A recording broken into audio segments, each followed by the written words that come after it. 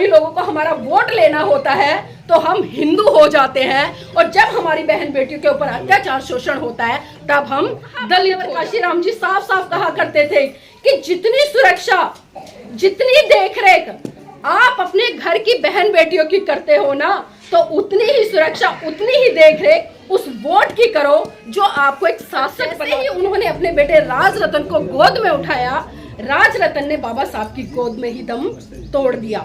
ये मंजर देखकर माता रमाबाई बिलक बिलक कर रोने लगी और साहब का कॉलर पकड़कर कहने लगी कि साहेब बस कीजिए, बस कीजिए साहेब, बस कीजिए। आपकी समाज सेवा के भूत ने एक एक करके मेरा पूरा परिवार उजाड़ दिया, साहेब बस।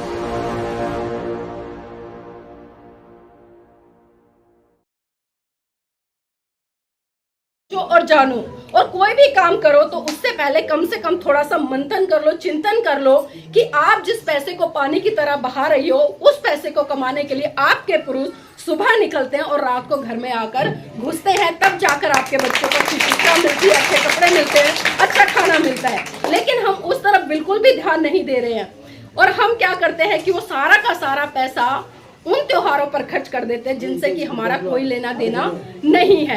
कितनी महिलाएं ऐसी हो जो करवा चौथ का व्रत यहाँ पर करती है? ईमानदारी से बताना, करवा चौथ का व्रत सारी महिलाएं करती हैं? दो नहीं करते और बाकी करती हैं।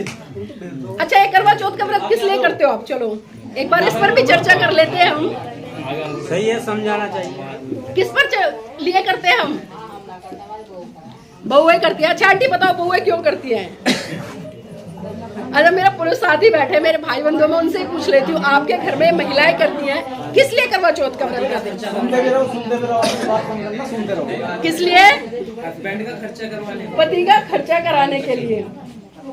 भैया कह रहे पति का खर्चा कराने के लिए, मैं उनकी बात से सहमत हूँ। लेकिन बहुत सारी महिलाएं क्या कहती है कि भाई करवा चौथ का व्रत करने से पतियों की लंबी उम्र होती है, यही कहते हैं ना। अब इसका मतलब क्या समझे? अब इसका मतलब क्या समझे? अब आप तो इनकी लंबी उम्र के लिए करवा चौथ का व्रत कर रहे हो, चलो मैं मान लेती हूँ। अब इनसे पूछो कि ये आपकी लंबी उम्र के लिए कौन सा व्रत करते हैं?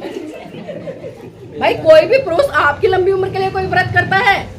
जब नहीं करता तो इसका सीधा सीधा मतलब क्या है कि आप जल्दी से निकले और ये दूसरी शादी कर ले।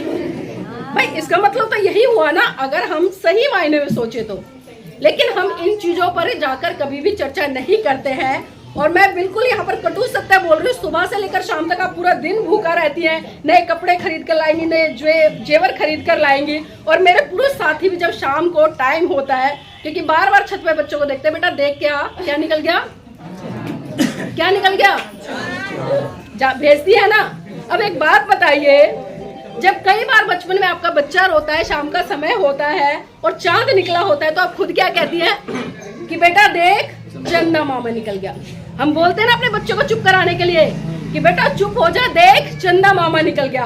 और जब करवा चौथ जैसी रूढ़िवादी परंपराएं आती है तो आप उसी चांद को, उसी भाई को पति के रूप में छन्नी में से देखने का काम कर रही हैं। तो ये कैसा दोहरा मापदंड है? क्या बाबा साहब ने इसी दिन के लिए अपने 4-4 बच्चों की कुर्बानी दी? क्या इसी दिन के लिए उन्होंने अपनी जीवन संग्रहण की कुर्बानी दी कि मैं पूरा का पूरा जीवन इस देश की महिलाओं के लिए समर्पित कर गया, और इस देश की महिलाएं आज भी कर्म कांड पूजा पाठ में उलझी हुई है? और मुझे दुख होता है जब एक डॉक्टर, इंजीनियर, वकील, जज, ये महिलाएं इस तरह के कर्म कांड करती है। चलो एक अनपढ़ महिला कर रही है, कोई गांव देहात में रहने वाली महिला कर रही है, तो एक बार समझ आता है कि भाई उसकी पहुंच वहां तक नहीं है, वो पढ़ी लिखी नहीं है। लेकिन आज मैं देखती हूँ कि आपके भी घर परिवार में पढ़ी लिखी बहुएं आ रही है ना, सबके परिवार में नौकरी करने वाली महिलाएं भी है। लेकिन उसके बावजूद भी आज भी कहीं ना कहीं हम कर्म कांड, पूजा पाठ और इन त्योहारों में, जो कि हमारे बिल्कुल भी नहीं है, उनको मनाने का काम करते हैं। तो मैं आपसे यही कहूंगी कि वो पैसा जितना आप खर्च कर रहे हैं, वो सारा का सारा पैसा बचाकर अपने बच्चों की शिक्षा पर लगाएं। मैं बाबा साहब के जीवन संघर्ष से जुड़ी हुई 2 घटनाओं पर प्रकाश जरूर डालना चाहूंगी, ताकि आपको एहसास हो कि बाबा साहब ने आपके लिए क्या कुछ किया है, कितना कुछ खोया है, और आज जो आप ये जीवन जी रहे हैं, अगर बाबा साहब नहीं होते तो शायद आज हम यहाँ पर बैठकर चर्चा नहीं कर रहे होते, आज हम एक चपरासी से लेकर राष्ट्रपति नहीं बन रहे होते। मेरी बहनों, बात उस समय की है जब परम पूज्य बाबा साहब बम्बई हाईकोर्ट में प्रैक्टिस कर रहे थे। अचानक उनके पास खबर पहुंची कि बाबा साहेब आपका बेटा राजरतन बहुत बुरी तरह से बीमार है और अपने जीवन की अंतिम सांसें ले रहा है। ये बात सुनकर परम पूज्य बाबा साहब तुरंत घर दौड़े आए और जैसे ही उन्होंने अपने बेटे राजरतन को गोद में उठाया, राजरतन ने बाबा साहब की गोद में ही दम तोड़ दिया। ये मंजर देखकर माता रमाबाई बिलक बिलक कर रोने लगी और साहब का कॉलर पकड़कर कहने लगी कि साहब बस कीजिए साहब, बस कीजिए। आपकी समाज सेवा के भूत ने एक एक करके मेरा पूरा परिवार उजाड़ दिया, साहब बस कीजिए।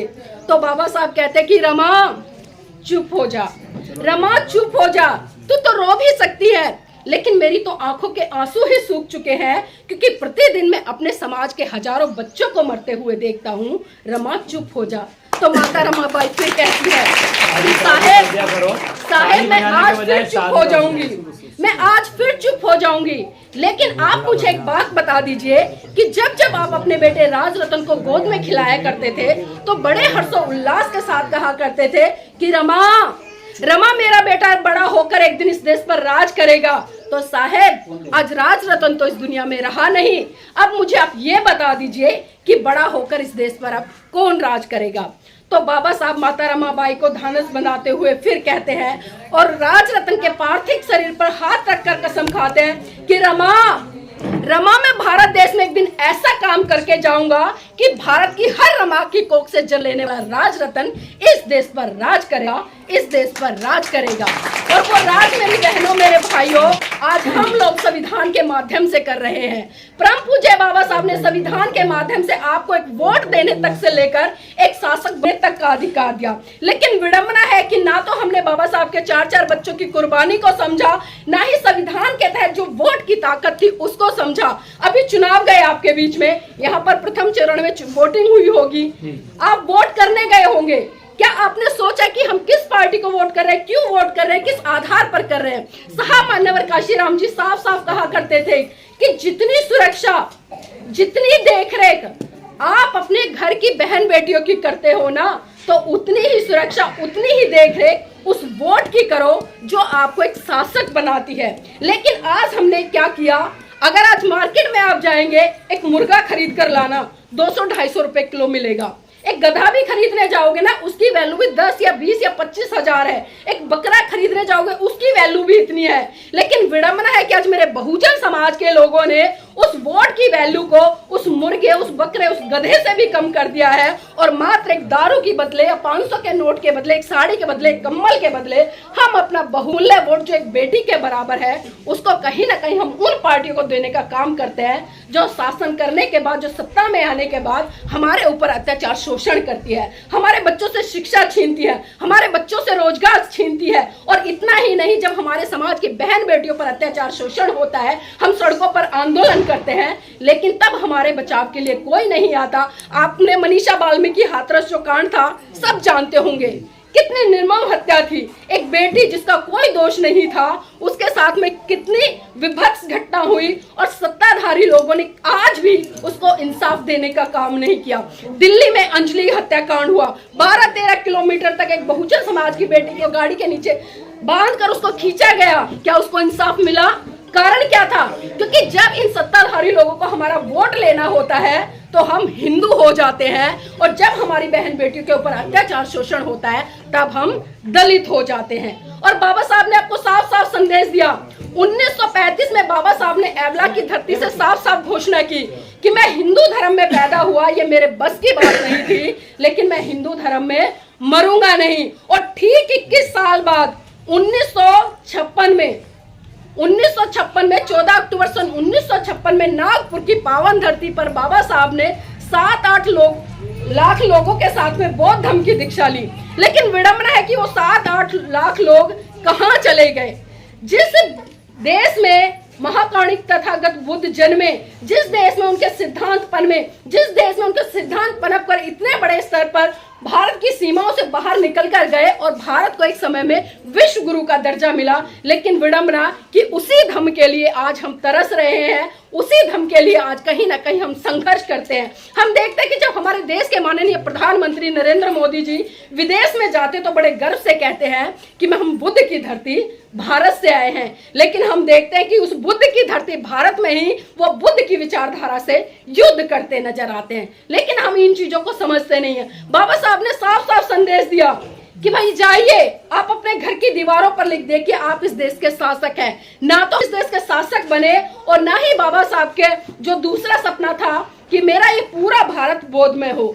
लेकिन हम बाबा साहब के दोनों सपनों को साकार करने में आज भी पूरी तरह से फेल है। और उसका कारण यही है कि ना तो हम संगठित हैं, ना ही हम संघर्ष कर रहे हैं और ना ही आज हम सही रूप से शिक्षित हो रहे हैं। अगर शिक्षित होने की बात करूं तो आज हम अपने बच्चों को किस दिशा में शिक्षित कर रहे हैं? सिर्फ डिग्रियां ली, पढ़ाई करी और उसके बाद में नौकरी लग जाए, इतना ही शिक्षित कर रहे हैं। मतलब एक एकेडमिक एजुकेशन दे रहे हैं। लेकिन बाबा साहब ने कौन सी शिक्षा की बात करी? बाबा साहब ने कहा कि जब तक आप अपने दुश्मन की पहचान नहीं करते, जब तक आप अपने दुश्मन को दुश्मन नहीं समझ लेते, आपका शिक्षित होने का कोई भी फायदा नहीं है।